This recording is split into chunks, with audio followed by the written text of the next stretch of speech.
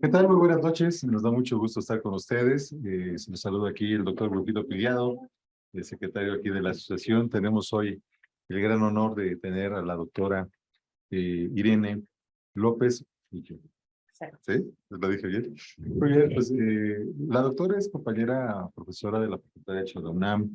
Pues es una persona muy destacada en el ámbito familiar y le hemos pedido que nos pueda apoyar con una plática y ella nos va a dar el tema ética jurídica y grupos vulnerables. Saludo a todos los compañeros del colegio que nos hacen favor de acompañarnos. La doctora nos preparó una presentación para poder platicar sobre estos temas muy interesantes y también saludamos a los compañeros que nos siguen de la Facultad de Derecho de la UNAM, ¿verdad? Saludos. Exactamente. Perfecto. Bueno, pues adelante. Doctor, ¿nos puedes ayudar ahí para darle presentación?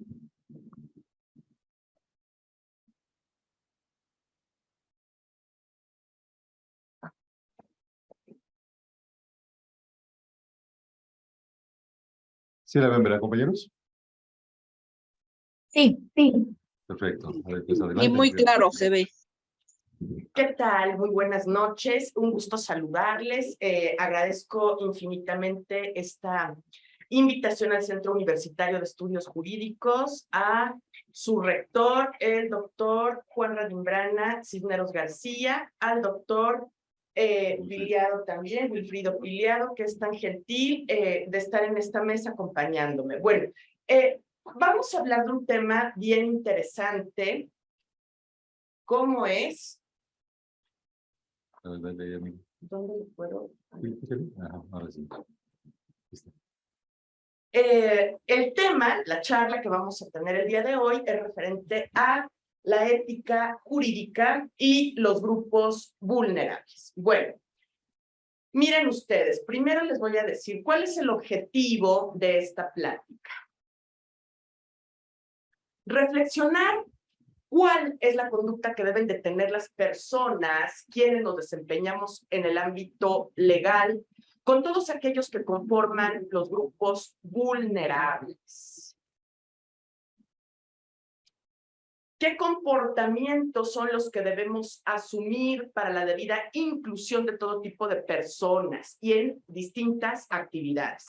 En el planteamiento, por ejemplo, de los asuntos, en la lucha de los intereses de los grupos vulnerables, y bueno, asumir con empatía cuál es la situación particular de las personas a quienes tenemos frente, ya sea como abogados litigantes, como parte de la Administración de Justicia, como parte de la Procuración de Justicia, independientemente en el área en la que nos ubiquemos. Bueno, es importante esto porque nosotros debemos de buscar la inclusión de las personas sin importar el sexo, el género, que son cuestiones diferentes, la identidad de género, la fisonomía, la etnia, la condición económica, cultural y o social, la religión u otro tipo de características.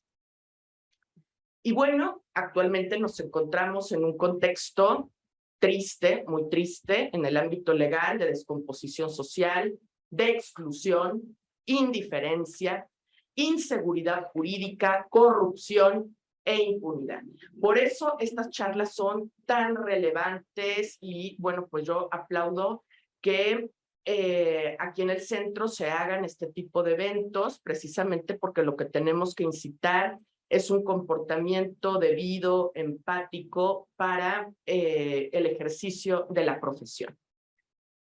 Miren, en este contexto, ¿cuál es el propósito de la ética jurídica? Pues guiar la conducta de quienes estamos inmersos en el ámbito legal, independientemente de cuál sea la posición que ocupemos, proveer también las bases teóricas para valorar las conductas que son buenas, las conductas que son malas, analizar cuál es la mejor manera de actuar y de comportarnos, analizar las decisiones que tomamos las personas en lo individual y las que toman las instituciones, particularmente las instituciones gubernamentales.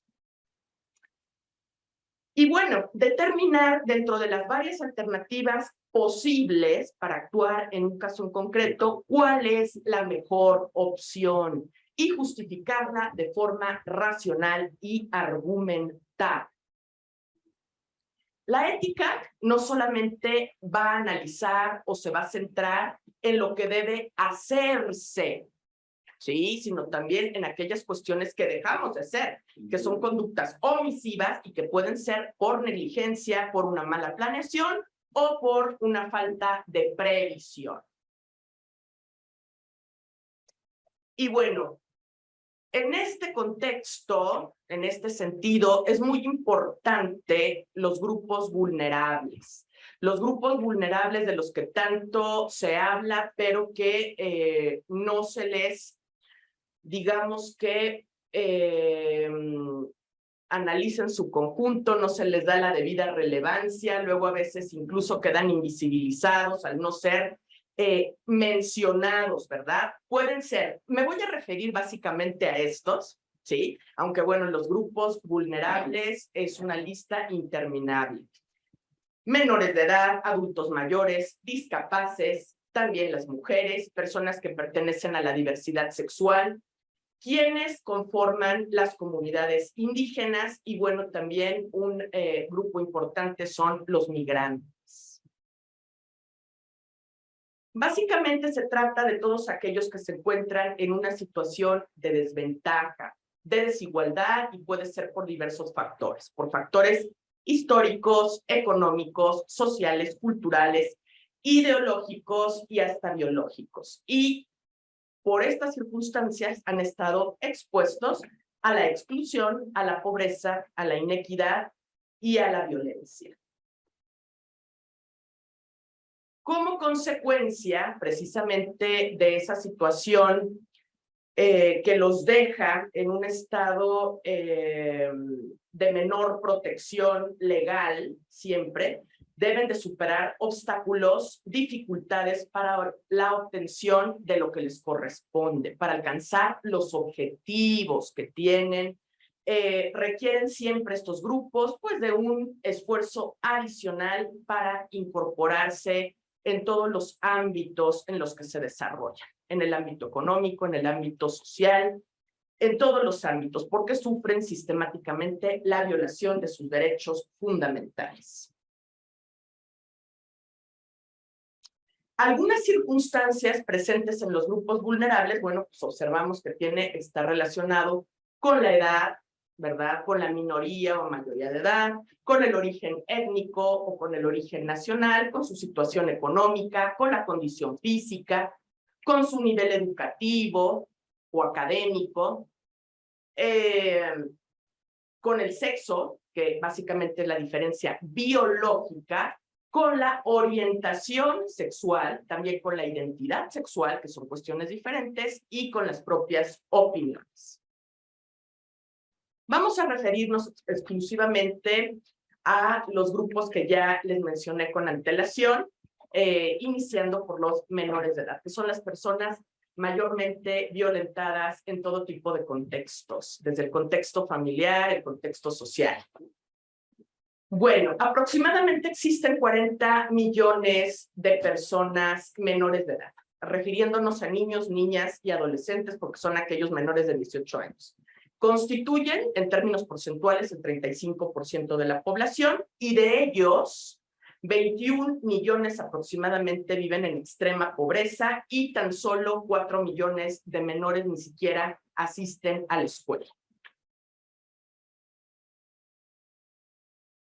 Tienen altos índices de mortalidad. 3 mueren aproximadamente diario por motivo de la violencia en cualquiera de sus modalidades.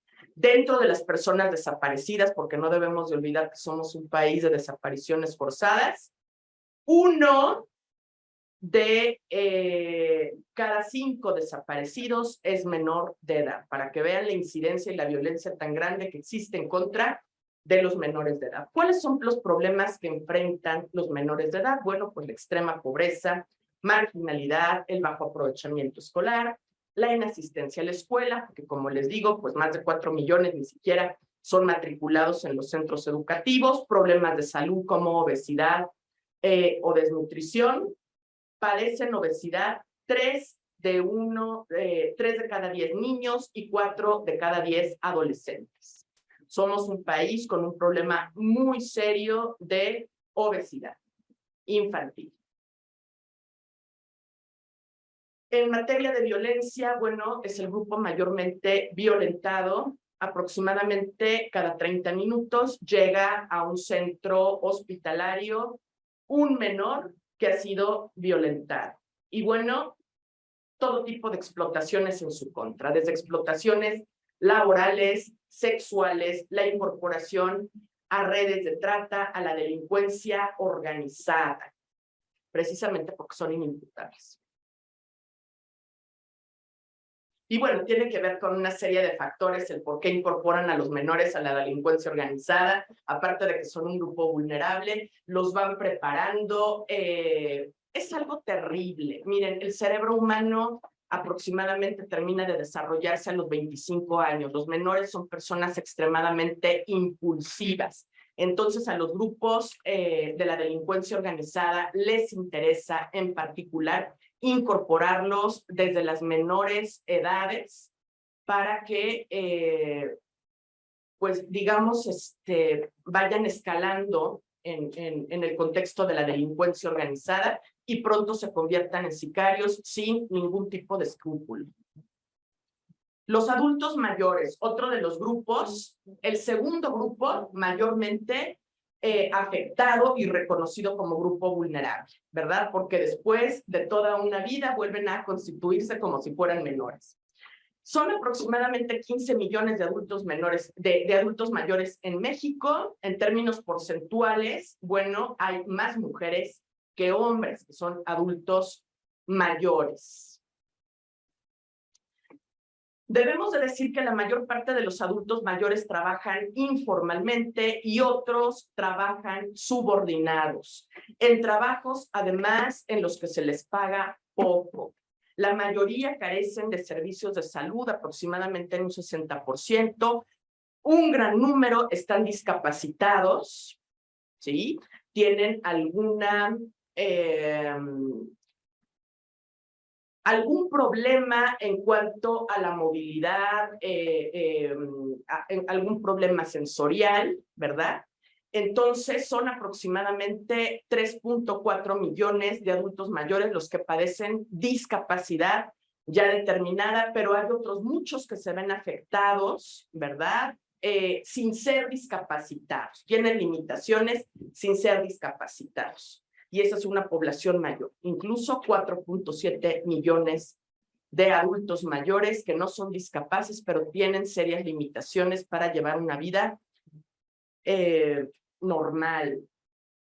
En cuanto a los discapaces, ese es otro grupo vulnerable y no solamente debemos de mencionar a los discapaces, sino también a todas aquellas personas incapaces y también a las personas que están enfermas.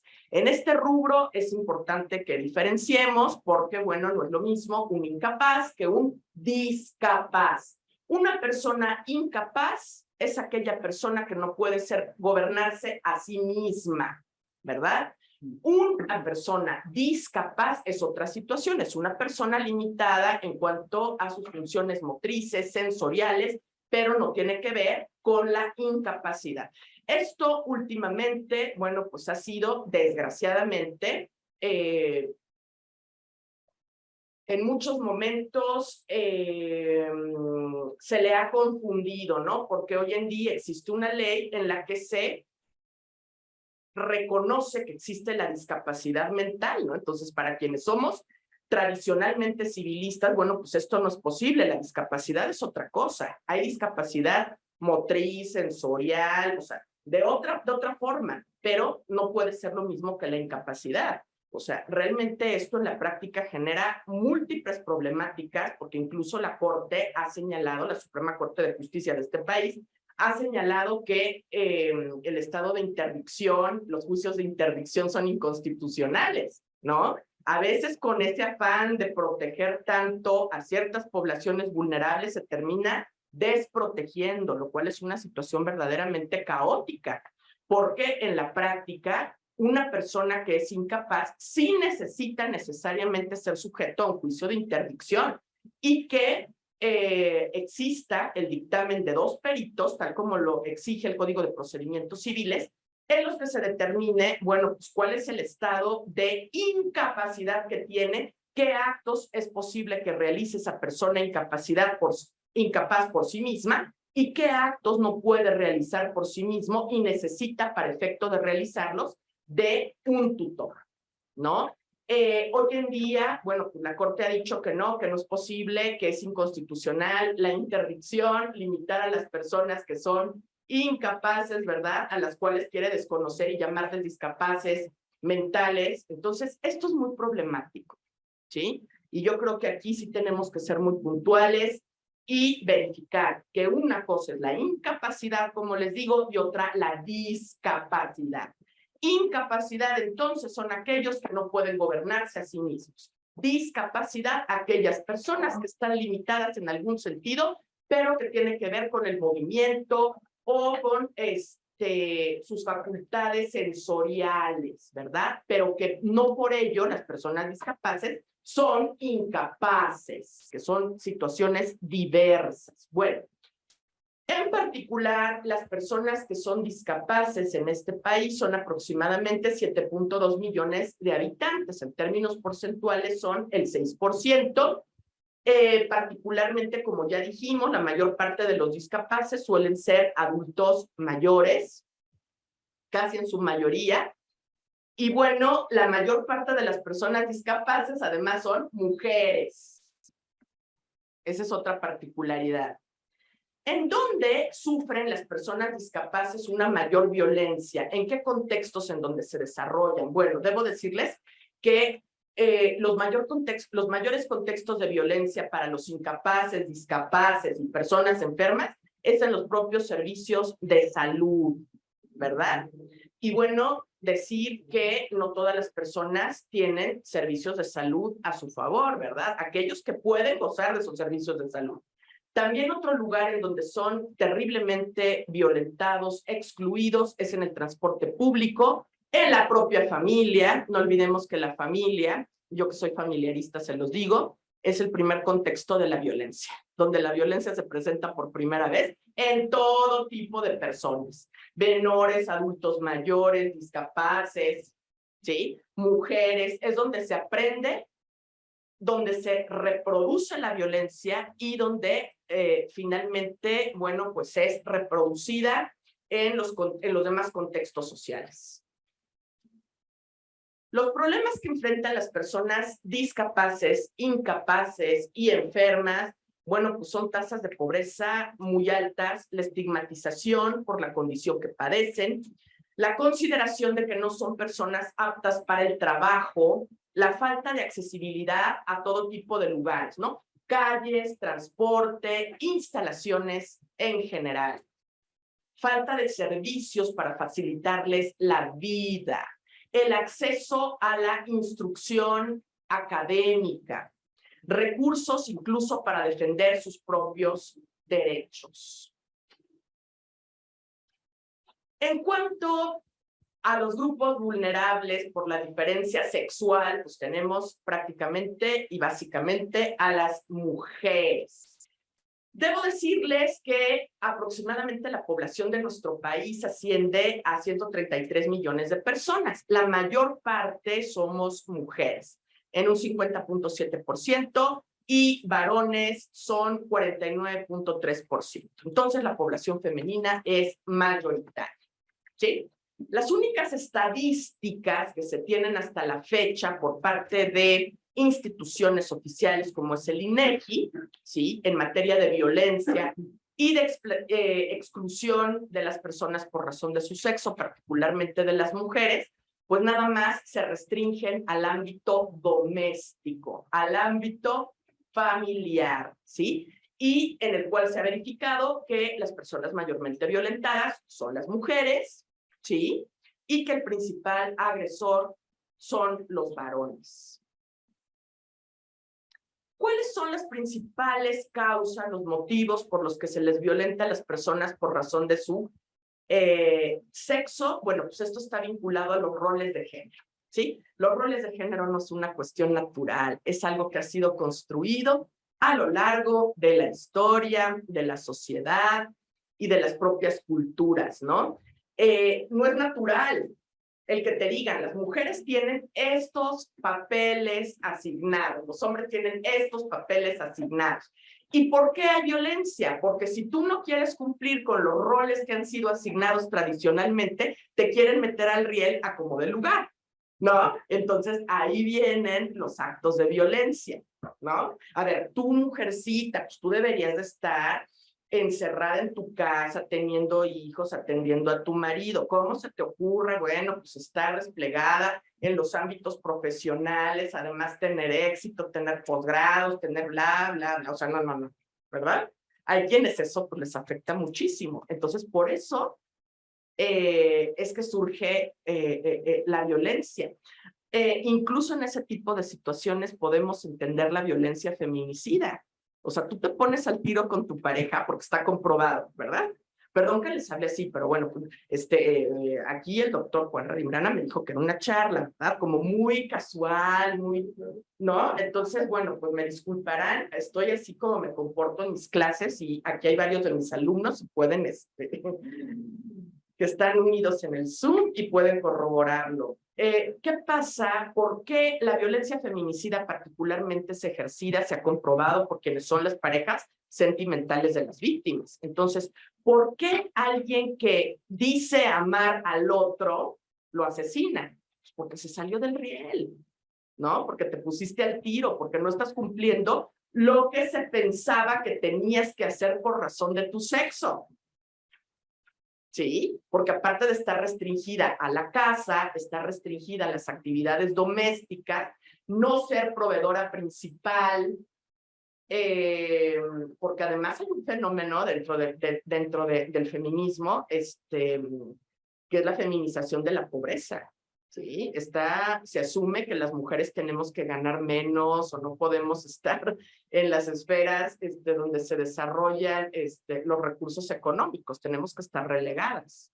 Y eso también ha sido una construcción del contexto patriarcal, ¿no? Una construcción histórica, social y cultural. Entonces, cuando tú sobrepasas ese tipo de límites que te han puesto socialmente, bueno, pues es cuando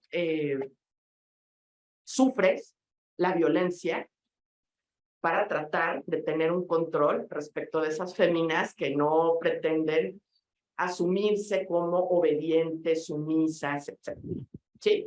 Las relaciones asimétricas, ustedes podrán entender que pues, en virtud de que existen roles de género y los hombres están considerados como quienes están a la cabeza de las familias, los que no le piden opinión a nadie para desplegarse como quieren, para tomar sus propias decisiones, pues evidentemente, ¿cuál es la construcción de las relaciones que existen de asimetría? Los hombres y las mujeres, incluso en las parejas, en las familias, no estamos en la misma posición. Las mujeres, por lo general, estamos en una posición debajo, ¿sí? Entonces, si tú no te quieres asumir como alguien,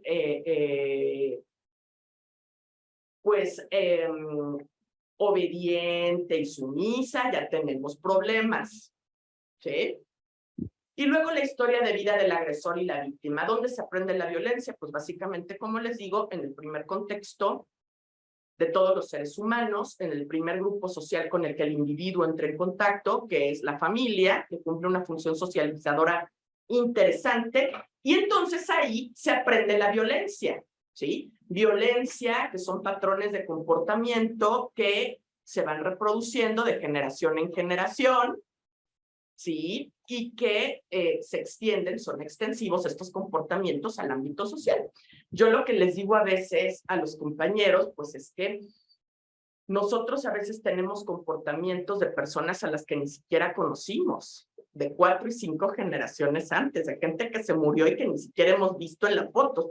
Yo luego les pregunto, cuando les enseño a hacer el cómputo del parentesco, oiga, ¿y quién es su bisabuelo? No saben. ¿Cómo no vas a saber? ¿No? A ver, si tus abuelos todavía viven, pregúntales, oye, ¿quién es tu papá? ¿Quién es tu mamá? ¿Cómo eran? ¿No? Para entender un poco el contexto social, porque esos patrones de comportamiento se vienen reproduciendo de generación en generación. Y esos patrones de comportamiento, bueno, pues están presentes en las historias de vida del agresor y la víctima. Esos son los motivos por que las mujeres somos mayormente violentadas. ¿Quiénes nos violentan más? En principio, la pareja. En segundo lugar, en el ámbito comunitario. En tercer lugar, en el ámbito laboral. Cuarto lugar, en el ámbito familiar. Y en el último lugar, en el ámbito escolar. Y habemos mujeres que hemos sido violentadas en todos los contextos de la vida. Las que somos feministas no somos feministas de la nada, ¿eh? Si somos activistas, como en el caso específico mío, que yo soy una activista, bueno, pues es porque hemos sufrido violencia en todos los contextos en los que hemos vivido. Ahora, otro grupo vulnerable es el compuesto por la diversidad sexual. La diversidad sexual es amplia, hay pluralidad de manifestaciones sexuales, no pueden limitarse.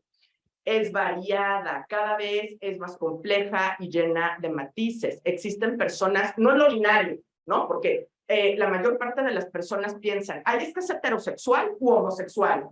Y además homosexual, debemos aclarar que homo viene de igual sexo. Homosexual no son hombres que estén, o sea, que tienen atracción física, emocional, sexual con otros hombres, sino homo es igual, personas, ya sea personas en general, hombres y mujeres, que sienten una atracción hacia personas de su mismo sexo. Entonces pueden ser gays y lesbianas, ¿sí? Y no nada más existen heterosexuales y homosexuales.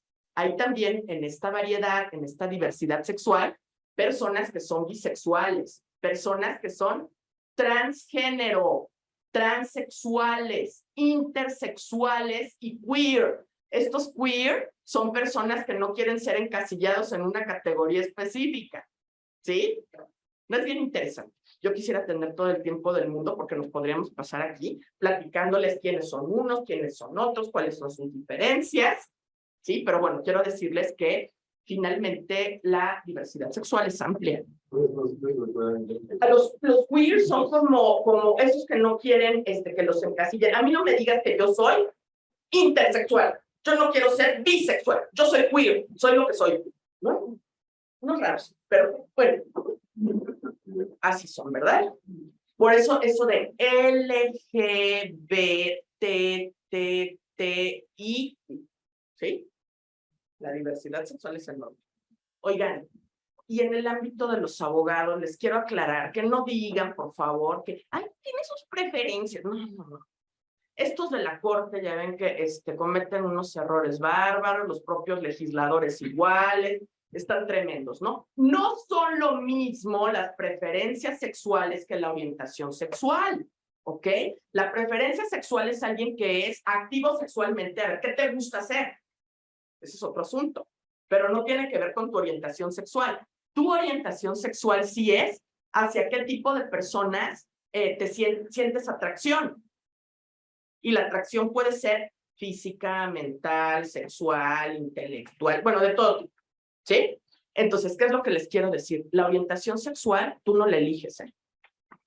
Ah, porque esa es otra. Preguntas tontas que siempre hacen la gente, ¿sí? De que, ¿nace o se hace? Ay, no, por piedad, no digan eso. O sea, es innata. La orientación sexual es innata. Se nace con ella. Ay, pero es que esta persona no era y de repente, no, bueno, pero ustedes están viendo las restricciones, ¿no? Están viendo la exclusión que tienen precisamente los grupos vulnerables. Entonces, ¿qué pasa? Que la gente no se muestra exactamente como lo que es, ¿sí? Pero no es que lo hayan elegido. Por eso es muy importante. La orientación sexual es innata, no se elige, no se adquiere, no se aprende, ¿no? Porque luego también por eso, ay, no pueden permitir la adopción de menores por parejas homosexuales, porque van a aprender a ser homosexuales. No se aprende, hombre, ¿no? Entonces tendríamos que pensar, ¿por qué parejas heterosexuales tienen hijos homosexuales? ¿Sí? No tiene sentido. No se modifica con terapias, ¿eh? También eso de que te voy a llevar porque hay un psiquiatra, un psicólogo que cura la homosexualidad. No, no se cura. Tampoco es el resultado de que me decepcioné. Tuve una decepción amorosa, ya no quiero con los hombres, ahora con las mujeres. No. ¿Sí? O al contrario es eso. Tampoco. Ni tampoco es resultado de haber sido víctima de un delito sexual. No tiene que ver. La orientación sexual, como les digo, es innata. Incluso ahora que ya existe el mapa genético del ser humano, como es el genoma humano, que es una cosa increíble este proyecto, dentro de materia genética, es importante señalar que se ha descubierto que varios genes están vinculados con la orientación sexual. ¿Sí? Por eso es que ya se comprueba científicamente que es innata. ¿Qué problemas se enfrentan las personas de la diversidad sexual? Pues el reconocimiento en principio de sus relaciones. La mayor parte de los países, incluso de las entidades federativas, ustedes saben aquí, que pues no aceptan el matrimonio, ¿no? Que lo ven así como que no. El matrimonio nada más hombre y mujer y con una visión total y absolutamente eclesiástica, ¿no? Ahora, hay países en donde las relaciones de la diversidad sexual se criminalizan, ¿eh? Países incluso musulmanes que contemplan la pena de muerte para los homosexuales. Imagínense lo grave y el mundo en el que todavía vivimos, ¿sí? Y bueno, ¿quiénes son las personas mayormente violentadas dentro de la diversidad sexual? Señalar que son las personas transexuales. Brevemente les digo quiénes son. Personas que se encuentran encerradas en el cuerpo incorrecto. Nacen con un sexo, pero mentalmente ellos siempre, desde que son pequeños y desde básicamente las primeras edades, de los 3 años, ellos se identifican con el sexo contrario al que nacieron. Entonces, la gente no entiende la condición transexual y, por ejemplo, cuando ven que una persona que nace masculino, pero empieza a hacerse, a tomar hormonas, a realizarse, no sé, cirugías feminizantes, depende, ¿no? O masculinizantes, pues entonces piensan, ay, no, es tan extremadamente homosexual que quiere ser mujer. No, la condición trans es otra cosa. Y tampoco se elige, ¿sí? Y bueno, ya se podrán imaginar lo que implica en la propia Facultad de Derecho, maestros que se avientan comentarios en contra de la comunidad trans. Hombre, a mí me ha tocado ya 2 veces dar cursos de actualización a los profesores de Derecho Civil, explicándoles la condición trans y creo que no han llegado a comprender, ¿verdad? Muy triste. Bueno, las comunidades indígenas, otro grupo vulnerable, tremendo. Bueno, pues esto tiene que ver con la población pluriétnica y multicultural de nuestro país. Miren, es difícil decir a cuánto asciende la población indígena en nuestro país. Se pretende que son aproximadamente 15.7 millones de indígenas, pero hay gente que se reconoce a sí misma como perteneciente a una comunidad indígena. Entonces, se amplía el espectro, ¿sí? Aproximadamente quienes se reivindican como indígenas son 25 millones. ¿Cuántos pueblos originales existen a lo largo de todo nuestro país? 68. ¿Qué problemas tienen? Bueno, ya saben ustedes, extrema pobreza, marginalidad, despojo de tierras, territorios y recursos naturales, el desprecio que han vivido histórico pues, desde la época del colonialismo. Un bajo nivel educativo porque 1 de cada 3 infantes solamente es matriculado en las escuelas. ¿Qué pasa en las comunidades indígenas? Hay pocos centros educativos. Los menores tienen a veces que tener traslados muy grandes. Entonces, los progenitores no los dejan ir, prefieren que se queden trabajando, ¿verdad? Entonces no los mandan a la escuela. Y bueno, tenemos una incidencia familiar, de violencia familiar y de feminicidios extrema, precisamente por la consideración de que las mujeres son totalmente inferiores a los hombres y además por el consumo extremo del alcohol en las comunidades indígenas. Las comunidades indígenas, también debo de decirles, bueno, pues están reconocidas constitucionalmente, pero hay otro grupito que no está reconocido constitucionalmente y ellos, por ejemplo, no se reivindican como indígenas, ¿eh? Ellos consideran que son otra cosa, como son los pueblos afrodescendientes, que ni siquiera están reconocidos. Y tenemos pueblos afrodescendientes en importante cuantía, particularmente en las costas de varias entidades federativas de nuestro país. Y ellos de ninguna manera se equiparan a comunidades indígenas.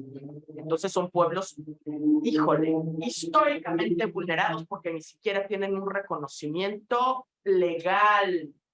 ¿Mm? Y luego los migrantes. ¿Qué es lo que nosotros observamos? Bueno, que México es un corredor migratorio, el corredor migratorio más transitado del planeta por esta vecindad que tenemos con los Estados Unidos de Norteamérica. Somos un país de origen de migrantes, ¿verdad? Nosotros, hay pueblos en este país que básicamente están habitados por menores, mujeres y adultos mayores, ¿no? Las personas ya de cierta edad, varones de 14 años, ya se está viendo cómo los van a mandar al extranjero a estudiar, no, ojalá por estudiar, pero cómo los van a mandar, cómo los van a pasar ilegalmente, incluso pues para que manden dinero, ¿no? Y es una realidad, la mayor parte de las comunidades de nuestro país viven de las remesas. Viven de las remesas que provienen del extranjero. Esto es muy grave. Y bueno, somos un país de origen de migrantes y también somos un país de tránsito de migrantes de todas partes del mundo y del retorno de personas en situación de movilidad. Generalmente llegan a México con la intención de cruzarse a los Estados Unidos, ¿verdad? Miren, en el 2018, que es la última estadística que existe al respecto, casi se verificó que había 132,000 migrantes, más hombres que mujeres. ¿Sí? 100,000 hombres, 31,000 mujeres. Y de estos migrantes, 30,000 son menores y son personas incluso que cruzan la frontera sin la compañía de ninguna persona. ¿Sí? ¿De dónde provienen la mayor parte de los migrantes que llegan a México? De los países de Centroamérica. El 98% de Guatemala, Honduras y El Salvador. ¿Qué problemas enfrentan los migrantes? Bueno, pues son proclives a ser víctimas del crimen común y del crimen organizado, ¿verdad? Particularmente son víctimas de secuestro, incorporados en redes de trata de personas para la explotación laboral y para la explotación sexual. Propensos, además, a situaciones climáticas extremas, ¿verdad? Accidentes de todo tipo, accidentes en tren, recordemos a la bestia, ¿sí? Que es una de las formas como se trasladan a Estados Unidos, accidentes marítimos, accidentes carreteros. Obviamente, ¿qué pasa? No acuden a ningún tipo de servicio de salud, les pase lo que les pase, bueno, pues por miedo a la detención, a la deportación, a ser sujetos de abusos por parte de las autoridades mexicanas. Nosotros nos quejamos que los gringos son malos con nosotros, ¿no? Con nuestros migrantes. Nosotros somos también malísimos con los migrantes de otros países. Bueno, ¿cuál es el origen de todos estos grupos vulnerables? Claro, hicimos alusión nada más a sectores muy específicos, ¿no? Menores, adultos mayores, personas incapaces, discapaces, enfermas, las mujeres, personas de la diversidad sexual, las personas migrantes. ¿Cuál es el origen de todos ellos? Pero a los que no hemos considerado, de los que no hablamos. Bueno, pues está en las propias ideas, en los comportamientos, en las actitudes de los grupos, de los propios sistemas sociales dominantes, como el patriarcado, ¿no? El patriarcado por la exclusión de las mujeres, el capitalismo, la exclusión de los pobres, los grupos políticos, ¿sí? Y la propia familia. La familia también es un grupo en el que se convierten y en el que se gestan los grupos vulnerables tristemente. Y bueno, ¿qué podemos decir? La sociedad, no podemos negar esto, que la sociedad está cimentada en una violencia que se denomina violencia estructural. Esta no es una violencia directa, sino que es una violencia resultado de la estratificación social, de cómo está la propia estructura social. En la violencia estructural, ¿qué es lo que se hace y por qué los grupos vulnerables quedan en desventaja? Porque se les niega sus necesidades fundamentales, porque se naturaliza esa convivencia en desigualdad. Eso es lo que ocurre. Esa es la violencia estructural y por eso estas personas quedan en una situación de exclusión. Se normaliza por esta violencia estructural el abuso de poder, se genera la injusticia social. ¿Cómo se puede erradicar? Bueno, pues es la pregunta que todo mundo nos hacemos. Tendría que modificarse por completo la estructura, ¿verdad? En la que vivimos, el control que tiene la propia familia, los grupos políticos, los grupos religiosos, el patriarcado, el capitalismo. Es algo extremadamente difícil de erradicar. Y bueno, toda esa exclusión, esa normalización de convivir en desigualdad, de que tiene que haber personas con menores posibilidades y de que hay un abuso de poder reconocido y normalizado, ocurre aun cuando tenemos, bueno, pues normas jurídicas, un sistema normativo y desde la Carta Magna, ¿verdad? El artículo 4 que determina que todos los seres humanos somos iguales ante la ley, que no hay diferencia de hombres y mujeres legal. Esto no es cierto, ¿sí? Hoy tan solo estaba dando clase de Derecho Familiar, que es la materia en la que particularmente me he especializado, y bueno, vemos que existen preceptos normativos que dan un trato diferenciado a las personas por razón de su sexo, ¿sí? Esto lo podemos ver, particularmente hoy lo estábamos viendo en acciones de filiación. No es lo mismo el tratamiento que le da el Código Civil para el Distrito Federal a la investigación de la paternidad que a la investigación de la maternidad. Entonces, esto realmente es una falacia, es algo discursivo, ¿sí? De que las personas somos iguales ante la ley e independientemente del sexo. Y bueno, también la Carta Magna,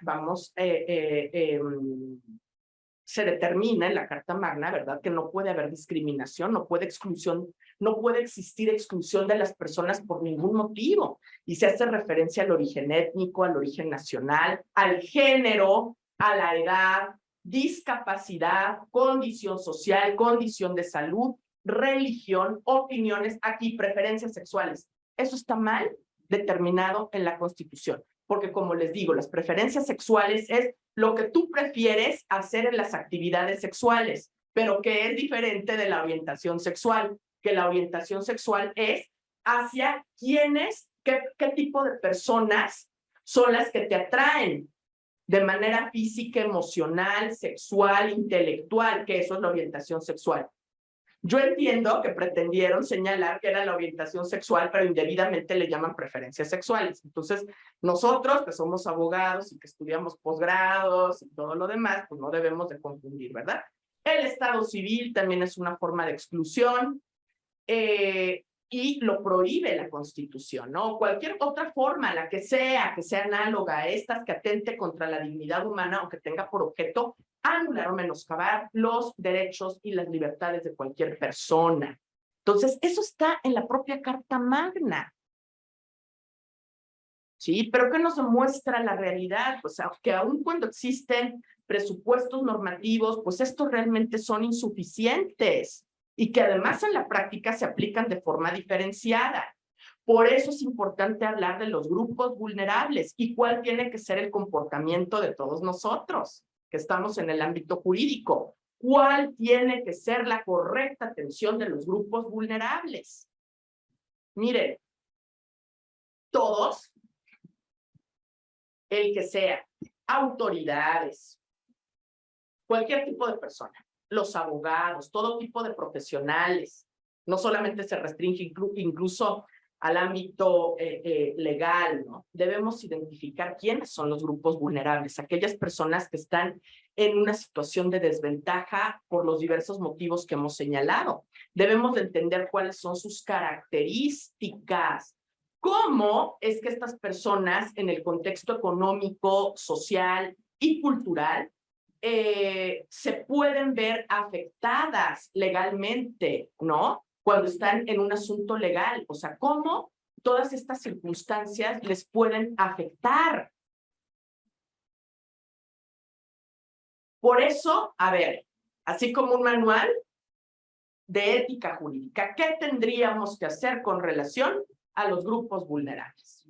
Primeramente, determinar las características de transversalidad de las personas. Se los traduzco. La transversalidad es una teoría cuya premisa inicial es que todas las personas somos seres humanos complejos, que no tenemos una sola identidad. O sea, no solamente nos pueden definir como, a ver, ¿tú eres hombre o tú eres mujer? No, se tiene que visualizar la complejidad, las distintas características que cada uno tenemos, porque somos una combinación de identidades.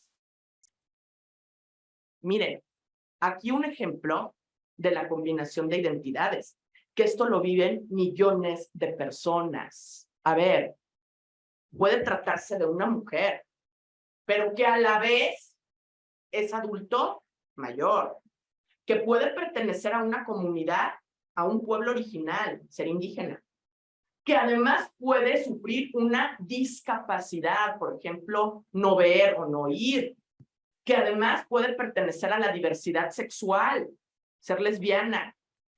Bueno, y para acabarla, ser pobre. ¿Se dan cuenta cómo esta persona no es nada más mujer? En ella confluyen diversas características. Es una persona, y todos así, aquí todos somos complejos y tenemos diversas características. Entonces, el derecho, eso de que hay que juzgar con perspectiva de género, no es nada más si eres hombre o eres mujer. Tenemos que ver tu complejidad. ¿Quién eres? Todas estas características le pueden generar a una persona una situación de desventaja de manera simultánea. ¿Cómo se llama esto? Se llaman discriminaciones múltiples o una discriminación bajo múltiples causas. Este tipo de cosas nosotros tenemos que visibilizarlas siendo litigantes, estando en el ámbito de la procuración de justicia, estando en el ámbito de la administración de justicia.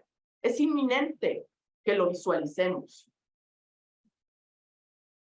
Una vez que ya vimos qué características tiene la persona que está inmersa en un problema legal, ¿sí? Esa transversalidad, esa complejidad, esa combinación de identidades que tiene, a ver, tenemos que hacer un análisis intersectorial, interseccional.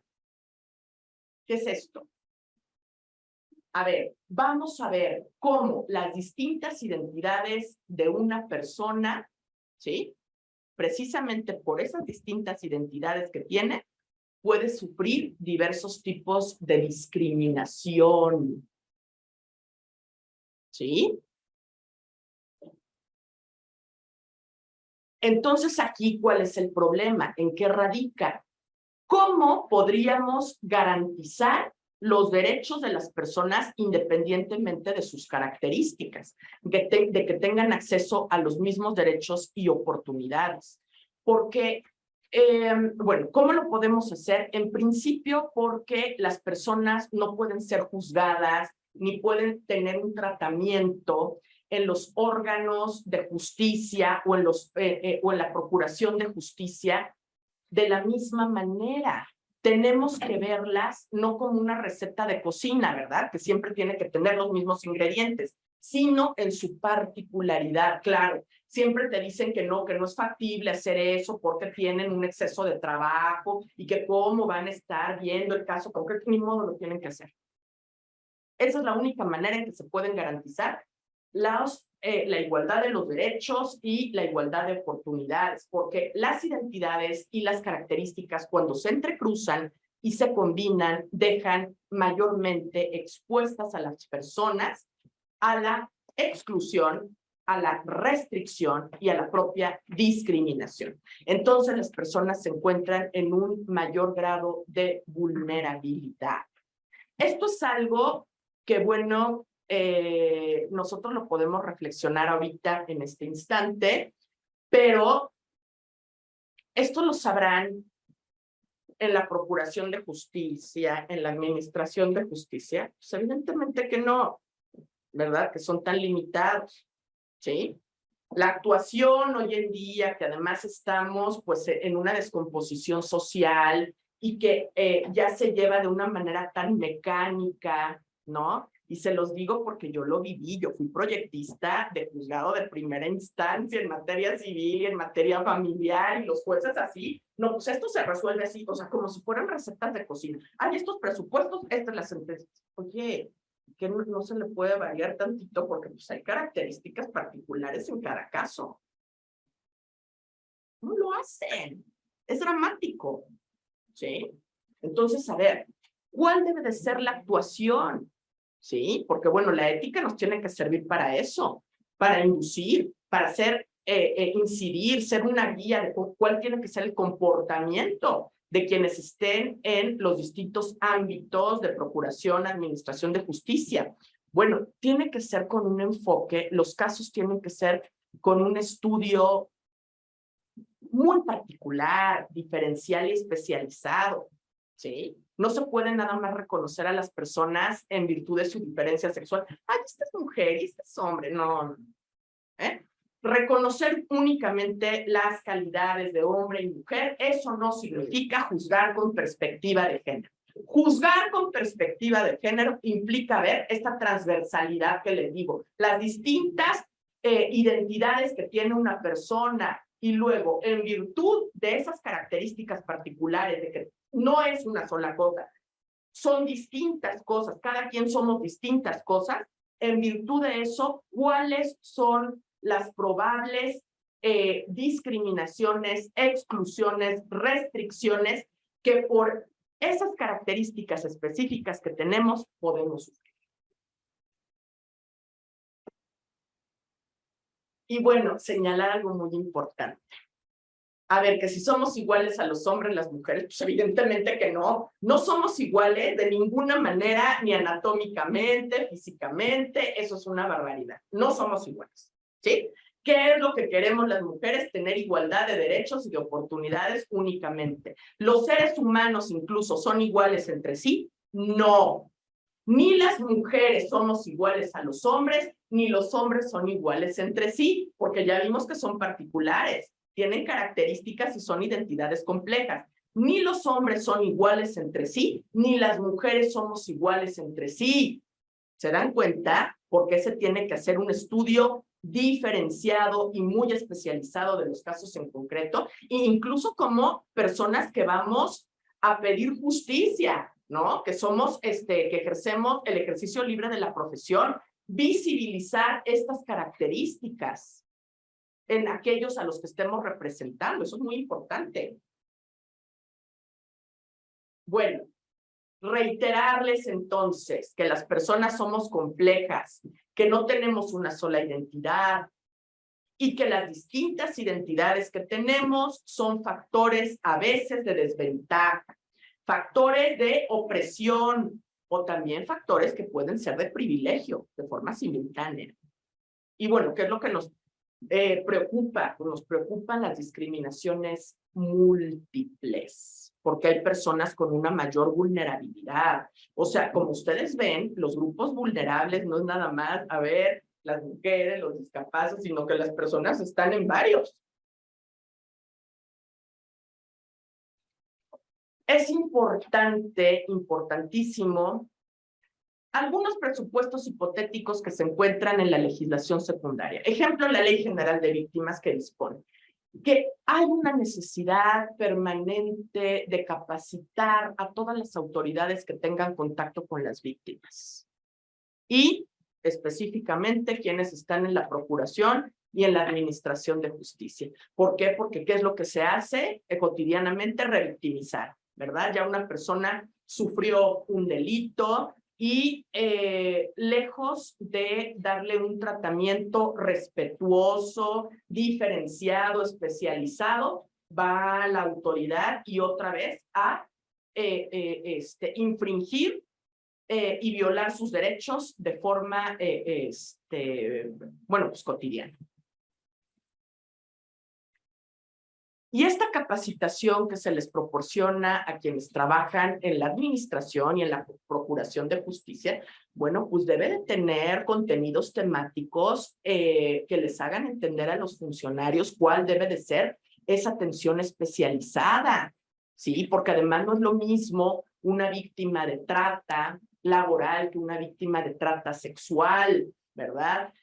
Alguien que fue incorporado a la delincuencia organizada sin su voluntad. O sea, las víctimas son diversas, ¿no? Entonces tienen que tener todo un bagaje, un conocimiento y una especialización. Y no solamente son los abogados, porque en la administración y la procuración de justicia, bueno, pues estamos los abogados, pero también quienes son auxiliares de la administración de justicia, otras profesiones, ¿sí?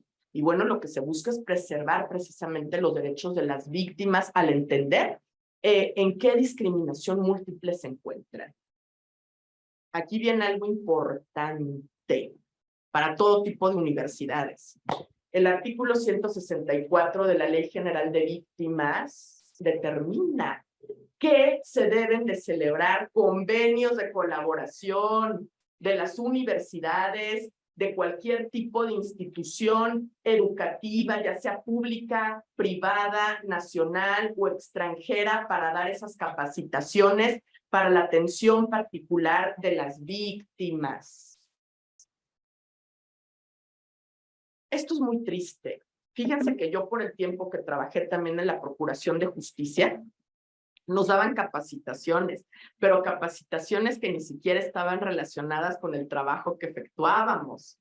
Sí, imagínense nada más, o sea, a veces, bueno, tengo un caso de un lugar donde trabajé esa no es la Procuración de Justicia, pero sí en el ámbito de la administración pública, en el que se pagaron 2 millones de pesos por un curso de coaching. Imagínense nada más. Ni siquiera una capacitación para el trabajo relevante que estábamos realizando. El gobierno desvía recursos de forma muy patética y no capacita a quienes están al frente de las instituciones públicas para la atención del público. Y cuando trabajé en la PGR, tampoco nos daban capacitación especializada para la atención de las víctimas. Esto me pareció extremadamente grave, ni para efectuar de mejor manera el trabajo que realizábamos. Y bueno, incluso el tratamiento que se les tiene que dar a las personas de los grupos vulnerables, quienes llegan al sistema legal, no solamente se restringe a una atención adecuada, especializada y diferenciada por quienes son los operadores jurídicos. También en la Ley General de Víctimas se determina que se requiere que a las propias víctimas se les capacite y se les proporcione hasta una orientación ocupacional, de acuerdo a sus características muy particulares, tratando de transformar su vida, de acuerdo también, por eso les digo, el enfoque particular, específico, diferenciado y especializado es lo que nos permite ver cuál es la condición de cada persona, cuál es su interés y así poderle proporcionar las herramientas que sean idóneas para fortalecer a esa persona y para que pueda transitar de manera adecuada ese proceso por el que está transitando en el ámbito legal, ¿verdad? Para superar esa condición que la llevó a ser víctima en un asunto penal, pero también, aunque no se les trata así, pero también hay víctimas en el ámbito familiar, en el civil y en todas las disciplinas jurídicas del derecho. ¿Sí? Bueno, pues no me quiero extender más, les agradezco muchísimo y me parece que es un tema pues muy importante para seguir reflexionando. Estoy a sus órdenes con las preguntas, inquietudes, comentarios.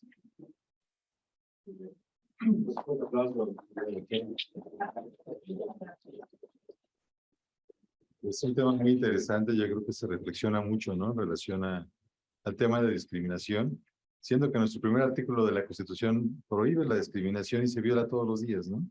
Y la verdad es que la plática me gustó mucho en el aspecto de que nos damos cuenta de los diferentes tipos de discriminación y sobre todo las estadísticas, ¿no? Que son muy alarmantes. Y yo creo que como colegio sí tenemos esa gran responsabilidad de poder atender este tipo de cosas, ¿no? Aquí la verdad es que han sido ideas muy importantes.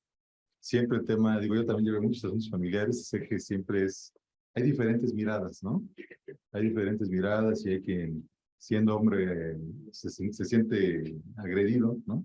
Quien siendo mujer se siente agredido, ¿no? Y la verdad es que nunca nos ponemos de acuerdo, ¿no? Son temas muy complejos, ¿no? Y la verdad es que ese tema, como bien dice la doctora, de cómo te sientes, ¿no? Que hay gente que dice, hoy me siento mujer, ¿no? Mañana me siento hombre. Y hay veces que dicen unas cosas que dicen, bueno, ¿será cierto? ¿No? Son cosas que uno no conoce. La verdad no puede uno opinar porque no las conoce, ¿no? Pero sí son temas bien delicados, ¿no? Y la verdad es que la doctora le dijo que nos dio un buen panorama de estos temas que son muy delicados. Y bueno, la verdad es que no me queda más que darle oportunidad a los compañeros de colegio si quieren hacer algún comentario. Adelante, por favor.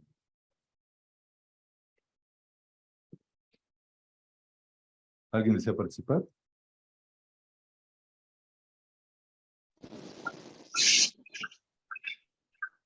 Sí, muy buenas noches. Adelante. ¿Qué tal, querido doctor? Doctora, primero, pues muchísimas gracias por su excelente exposición, mucha claridad, sobre todo esta parte que creo hay mucha confusión en el foro y en la sociedad en relación con la distinción entre preferencia sexual y orientación sexual. No ha quedado claro y lo vimos en los asuntos estos del poliamor. Pero creo que dentro de estos temas, insisto, primero agradecerle esta excelente aportación. Yo quería preguntarle también alguna bibliografía que nos pudiera sugerir para este tema y básicamente cómo lo vive desde la academia y en la práctica, porque creo que ese es un punto muy interesante, ¿no? Sobre todo, cómo fomentar, qué hacer como sociedad, como colegio, para, para proteger a los grupos vulnerables o para evitar la discriminación. ¿Qué sugeriría? ¿Qué acciones sugeriría? Muchísimas gracias por su participación. Básicamente, lo número uno es visibilizar el problema, ¿no? Destacar lo relevante que es, ¿verdad? Reflexionar de manera permanente, incidir en los jóvenes. Fíjense que yo veo que estas nuevas generaciones realmente, como tienen tanta información, una información que nosotros en algún momento pues somos de otro momento, ¿verdad? En que estudiamos la licenciatura, maestría, doctorado, etcétera, pues no tuvimos el acceso a la información que tienen hoy en día los chicos que están cursando la licenciatura, y yo siento que ellos son muy sensibles a este tipo de cuestiones, ¿sí? Las nuevas generaciones de la Facultad de Derecho, al menos yo soy profesora de tiempo completo, tengo 4 grupos en la Facultad de Derecho, 3 grupos tan solo son presenciales, cada grupo tiene 70 estudiantes, entonces tengo mucho trato con los chicos. Y yo lo que veo es que ellos están muy involucrados, entienden muy bien, y el entender la situación hace que no reproduzcan patrones de comportamiento de exclusión, que entienden ellos que hay distintas identidades y que, bueno, pues tienen que respetar, ¿verdad? Porque todas las personas, independientemente de cualquier circunstancia tienen los mismos derechos y no se les pueden aplicar las normas jurídicas como ocurre todavía en la práctica, ¿no? Que es de una forma diferenciada. Entonces, nosotros estamos, yo creo que en el camino adecuado, formando a los futuros juristas, porque miren, es muy triste que hoy en día sigue sacudiendo a las agencias del Ministerio Público, a los juzgados, y pues el trato que te dan es un trato majadero, es un trato excluyente. Híjole, hay gente que ya ni cómo hacerle, ¿no? Que yo creo que quienes están al frente de estas instituciones, el presidente del Tribunal Superior de Justicia, o sea, se deberían de levantar actas a quien tenga un trato inadecuado con el público, ¿verdad? Con las personas, con los justiciables, con aquellos que van a pedir la solución de sus problemas, a levantar un acta en la Procuración de Justicia, ya cuando el asunto, bueno, pues ya está en los tribunales y que están en busca de que se dirima una controversia. A mí me parece que sí tiene que haber quejas y sanciones para quienes no tengan el debido trato con las personas, porque no es factible seguir revictimizando a las personas. Y hoy en día se sigue así. Entonces, bueno, pues esa es una de las ideas, visibilizar, sensibilizar. José Antonio, el doctor José Antonio García.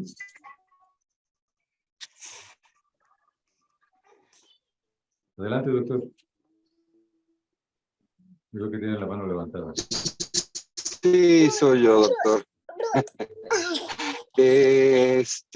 Fíjese, doctora, sí, quería compartir con... Bueno, ¿sí me escuchó? No, sí. Bueno, sí se escucha. Bueno, quería compartir, doctora, con usted y, bueno, con el foro, con los agremiados, que en relación con el tema que inclusive del matrimonio igualitario, tuvimos una experiencia sumamente agradable aquí en el CUEG, en donde una alumna de Durango, como un trabajo final, promovió amparo reclamando la inconstitucionalidad del Código Civil, porque allá todavía no permiten el matrimonio igualitario. Y la sorpresa y lo satisfactorio fue que el juez le dio un tratamiento al amparo como de un amparo sumario, porque fijó la audiencia en 10 días, porque dice ya hay criterio y concedió la protección constitucional. Creo que es una de las, como fomentando inclusive entre los alumnos, entre el foro, promover estas acciones para que es una forma de visibilizar.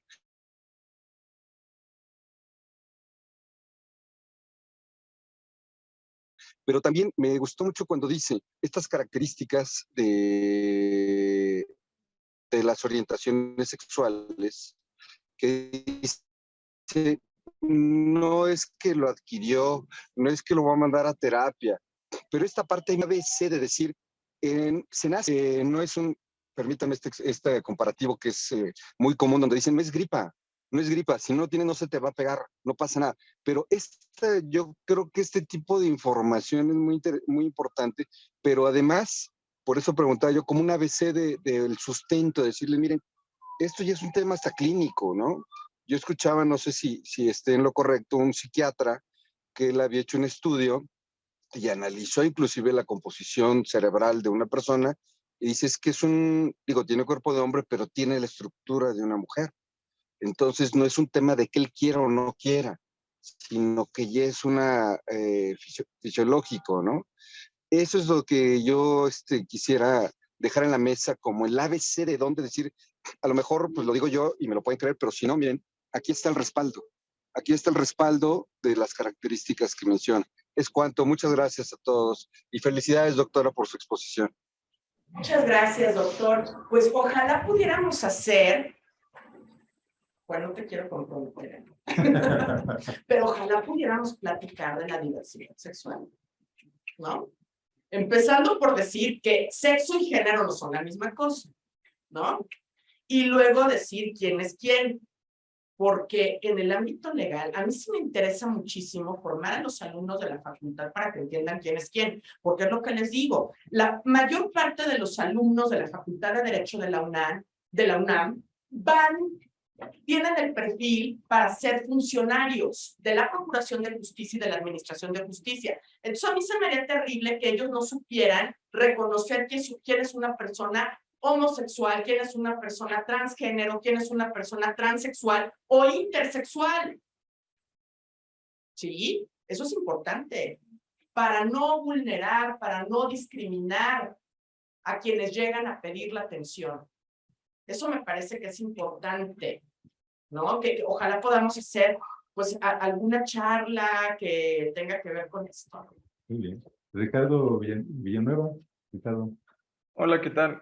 Yo soy alumno de la profesora Foguier. De verdad me da muchísimo gusto que este colegio pueda abrir y aperturarnos este tipo de espacio de comunicación, de información y sin lugar a dudas estoy bastante agradecido que la profesora me dé clases. Sin embargo, me gustaría preguntarle, ¿se puede combatir el desinterés? Porque, o sea, siento y a lo largo de lo que llevo de la carrera es como si todo estuviera ahí, pero nadie lo quiere como tomar o agarrar ese tipo de herramientas que nos da la ley, o no sé, o sea, como todo este tipo de mecanismo, es lo que me gustaría preguntarle. Ay, Ricardo, es que es una pregunta tremenda. Básicamente, bueno, pues es lo que yo trato de hacer con ustedes, ¿no? De formarlos, porque ustedes son las nuevas generaciones. Desgraciadamente estamos en una descomposición social terrible, con autoridades que son poco sensibles, nada empáticas y que dan un trato infamante a las personas. Yo lo que espero es que ustedes ya con otra formación y van a empezar y van a sustituir a esa gente tan negativa, pues que a través de eso se cambie el esquema, ¿no? Se cambie con compañeros que además, bueno, pues vengan frescos, que sean así tan jóvenes como ustedes, que tienen toda la intención, ¿verdad?, de servir a la gente, de lograr una verdadera justicia. Entonces, yo creo que hoy en día es muy difícil con la gente que ya está amañada en los ámbitos legales, pero yo por lo menos sí les fincaba responsabilidad. ¿Sí? Yo trabajé con gente como proyectista de juzgado, con jueces que eran los decanos de su materia y que eran muy tiranos, que me decían, a ver, multe a estos, multe, o sea, vivíamos multando a todo el mundo, porque la gente no se conducía adecuadamente. Yo sí soy de la idea de que tienes que estarlos sancionando para el efecto de que hagan lo que les corresponde, porque no nos están haciendo el favor. Y sí hay un desinterés. Y eso, bueno, finalmente hay leyes, normas jurídicas que están dirigidas a personas que conforman la administración pública. Entonces, claro que hay sanciones para ellos. Lo que pasa es que tenemos un mundo, ¿verdad?, de leyes en este país. El tema es que no se cumplen, ¿verdad? No se hacen las imputaciones debidas. Muy bien, doctora. Pues, bueno, ya, muchas gracias. Aprovechando que están los chicos aquí de la facultad, donde también tengo el gran gusto de poder dar clases. Sí comentar que mucho de la idea de crear el colegio es porque la mayoría de los abogados pues no se comportan de una manera ética, ¿no? Empezando por los servidores públicos. El abogado que recibe un dinero y no hace nada, ¿no? O sea, no patrocina bien a su cliente, que no lo quiere defender porque lo ve pobre, ¿no? Todo ese tema de cosas que yo creo que esta plática nos deja muy visible el tema de los diferentes tipos de discriminación que existen, el tema de los grupos vulnerables, que es muy preocupante, y yo creo que los abogados tenemos un gran que hacer en tratar de mitigar esta problemática, ¿no? Entonces, el primer avance es reconocerlo, ¿no? Y con eso sí reconozco el buen discurso de la doctora, y siempre, bueno, pues por supuesto, tratar de luchar por una mejor equidad en los juzgados, ¿verdad? Porque ahí pasa de todo, ¿no? Podemos hablar horas, pero bueno, pues muchas gracias, doctora. Pido un fuerte aplauso para ella, por favor. Un placer.